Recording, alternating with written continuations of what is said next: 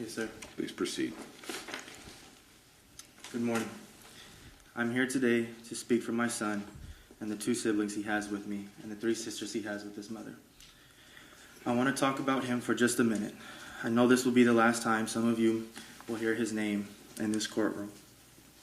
My son, Rudy Andreas Marcel Requejo Ybarra, also known as Rudy Jr., my mini-me. He was very loved by his siblings and his family on both sides of his parents.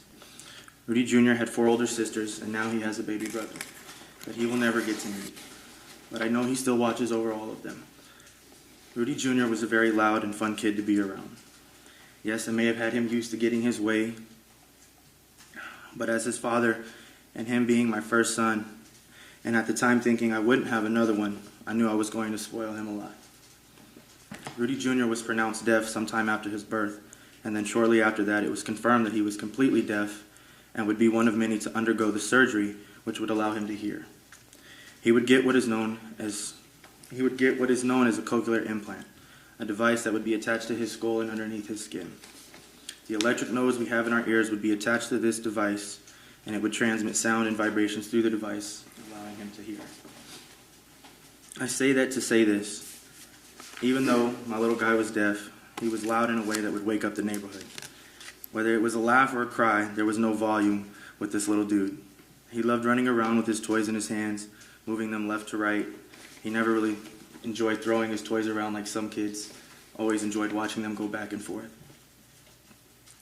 From his toys to my gaming controllers, remotes especially, and his little curling iron he had from his mom, that I would let him hold, which probably wasn't one of my best ideas, but like I said, I loved giving him his way and seeing his big ass smile and watching his face light up. Rudy Jr. loved watching football with me at about 8 to 9 months. I think mostly he would enjoy movement when the players started running, and I knew this by just watching him kick his legs and laughing, and then he would stop as soon as they stopped. Rudy Jr. loved running around from the minute I got him out of bed to the minute he fell asleep. Some days, it seemed like he didn't want to sleep at all. It also made some of those days frustrating, but not a day went by that I didn't feel rewarded by having made him smile and laugh. Junior was truly my everything. Going to work and getting off to go pick him and his 4 sisters up was really the highlight of my day. Walking through that door at his great-grandma's house and seeing him lock eyes with me, jump down off of her and run to me and let me squeeze him in my arms is a feeling that I would not trade for any other satisfaction in the world. Junior truly loved his sisters. He wanted to be around them as much as he could, even though sometimes it was his way or no way. For some reason, though, he followed my little girl, Lonnie, around, which you may have heard her name over the course of this saddening time.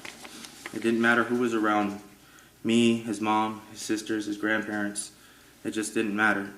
He wanted to be with her, held by her, or next to her. Their bond was truly unbreakable. Rudy Jr.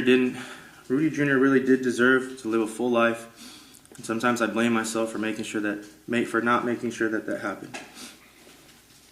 Now I would like to talk about this last year. What you did to me and my family has truly turned my life upside down. It is by my own strength and the kids of mine still here on this earth that I am still fighting and trying to move forward. The first day I got out will never be a good day for me. It was a bittersweet moment, knowing the only reason I was leaving was because of what you did to my son. The images in my mind will never go away, even though I've tried to forget them and bury them. The bruising and yellowness I saw on his body of the old bruises, the blackness and blueness of the most recent ones I will never forget. The description of all the broken bones and vile stuff done to his body, and even how sickening it is to think that you would do something to his private area. It took weeks of abuse for my son to finally succumb to his wounds and injuries until he finally couldn't take anymore. Since the death of my son, I became somewhat distraught, making some of my own bad choices, not being able to deal with the grief.